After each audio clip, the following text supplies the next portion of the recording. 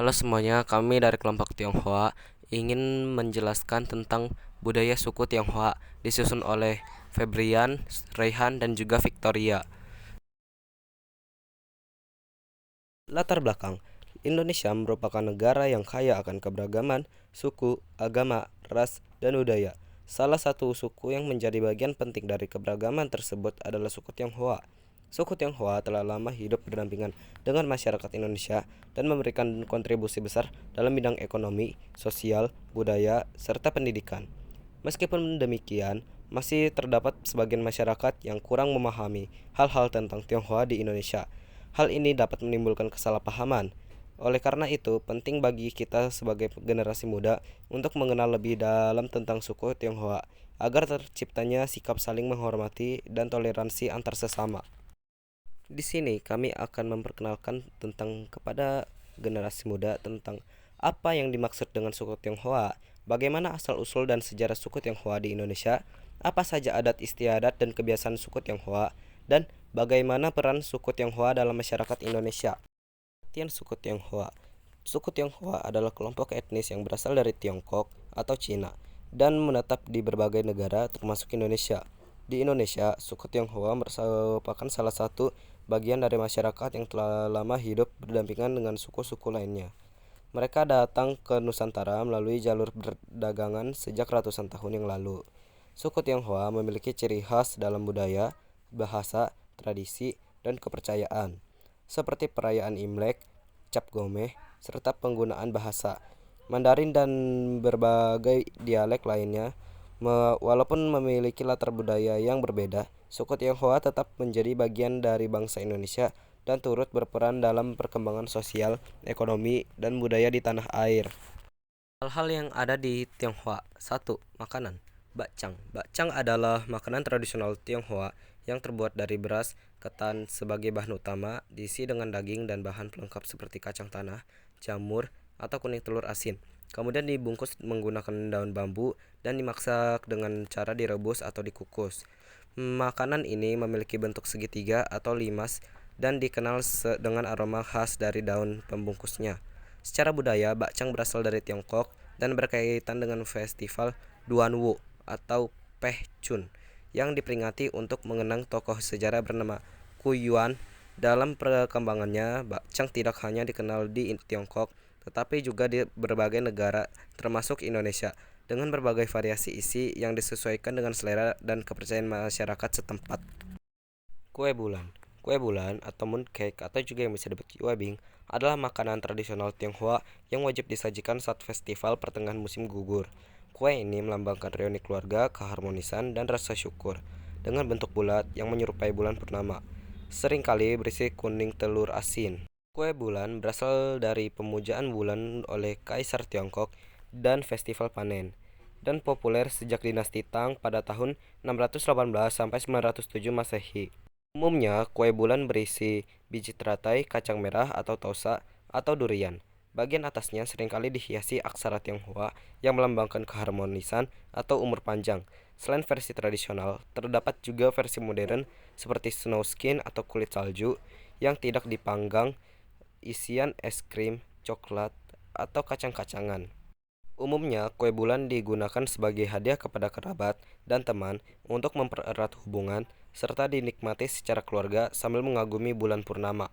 2. Pakaian. Cheongsam dan Jeongsam sebenarnya merujuk pada pakaian tradisional yang sama. Perbedaannya hanya terletak pada cara penulisan dan pengucapan. Cheongsam berasal dari bahasa Kanton, sedangkan Seongsam merupakan penulisan lain yang mempengaruhi pengucapan Mandarin.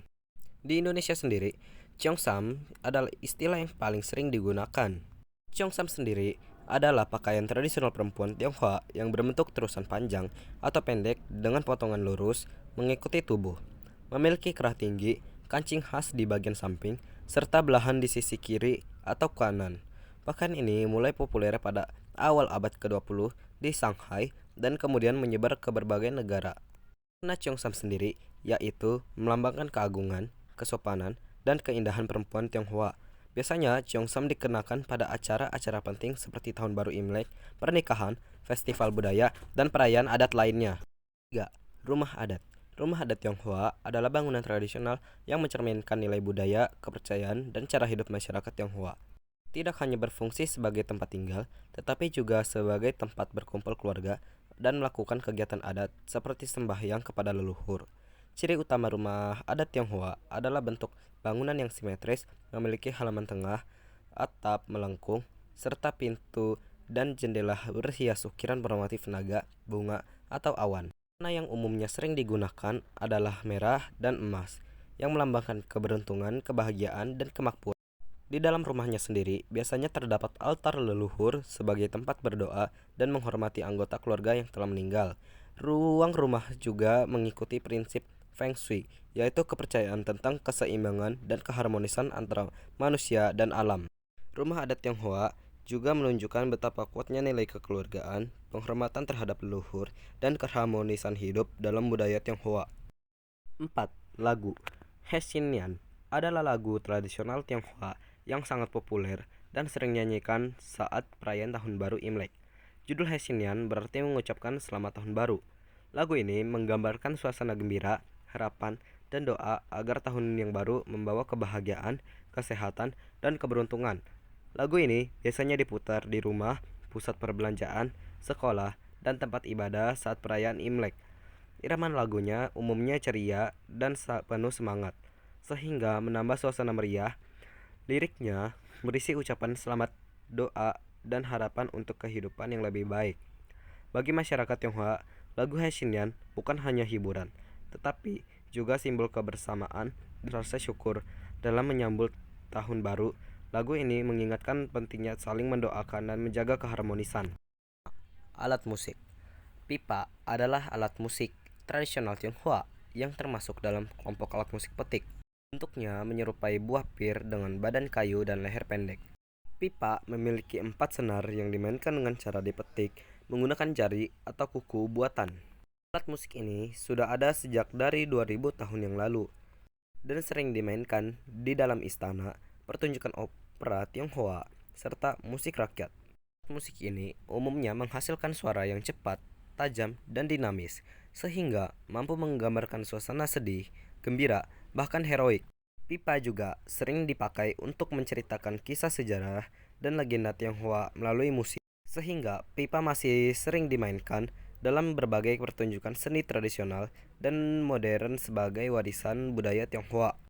6. Tarian Barongsai adalah tarian tradisional Tionghoa yang menggunakan kostum berbentuk singa dan dimainkan oleh 2 orang penari, satu di bagian kepala dan satu di bagian tubuh. Barongsai biasanya ditunjukkan saat perayaan Tahun Baru Imlek, Cap Gomeh, pembukaan usaha, dan acara penting lainnya. Barongsai juga melambangkan keberuntungan, kekuatan, dan mengusir roh jahat.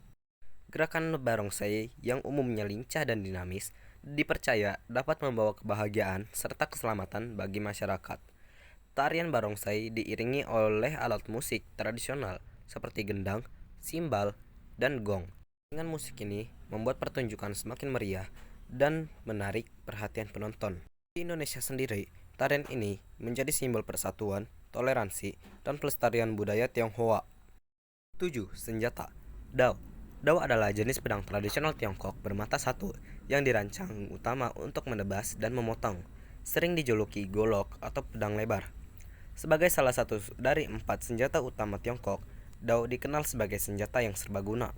Digunakan dalam militer sejarah, seni bela diri modern, dan pertahanan diri. Karakteristiknya bermata tunggal dengan punggung tebal, biasanya sedikit melengkung, unggul dalam tebasan cepat dan kuat. Umumnya memiliki pelindung tangan berbentuk piringan. Berbeda dengan Jian, senjata Dao, pedang satu sisi khas Tiongkok, mulai digunakan sejak zaman perunggu atau dinasti Shang sekitar tahun 1600 sampai 1046 sebelum Masehi. Jian adalah pedang lurus bermata dua tradisional Tiongkok yang telah digunakan selama lebih dari 4000 tahun. Jian dikenal sebagai salah satu dari 4 senjata tradisional utama di Tiongkok bersama dengan Dao. Jian adalah pedang lurus bermata dua, tipis, dan runcing dengan panjang bervariasi. Jian digunakan untuk tusukan dan tebasan presisi, sehingga dijuluki pedang cendekiawan. Asal-usul dan peran suku Tionghoa. Suku Tionghoa berasal dari Tiongkok dan datang ke Nusantara melalui jalur perdagangan. Mereka menetap, berbaur, dan berperan sebagai pedagang, pengrajin, serta penggerak ekonomi. Selain itu, mereka juga berkontribusi besar dalam pendidikan, sosial, dan budaya, seperti Imlek dan Barongsai, yang memperkaya kebudayaan Indonesia. Cara melestarikannya. Budaya dilestarikan dengan mempelajari sejarah, adat, dan seni.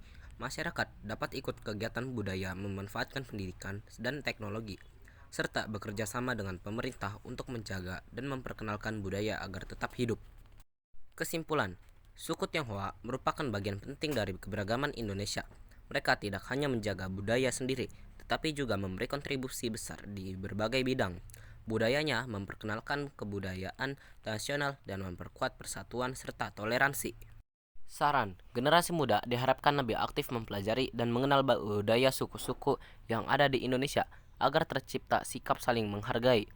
Sekolah dapat memperbanyak kegiatan yang memperkenalkan budaya Nusantara, termasuk budaya Tionghoa, melalui pentas seni dan pembelajaran. Masyarakat diharapkan tidak lagi memandang perbedaan sebagai penghalang, tetapi sebagai kekayaan bangsa.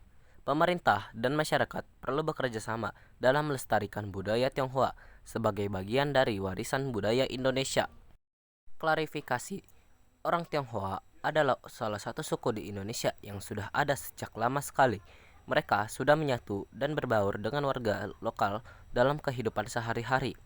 Menurut data kependudukan, jumlah mereka cukup banyak dan tersebar di beberapa wilayah di Indonesia, seperti di Singkawang, Kalimantan, dan Medan, di Surabaya. Sekian, terima kasih.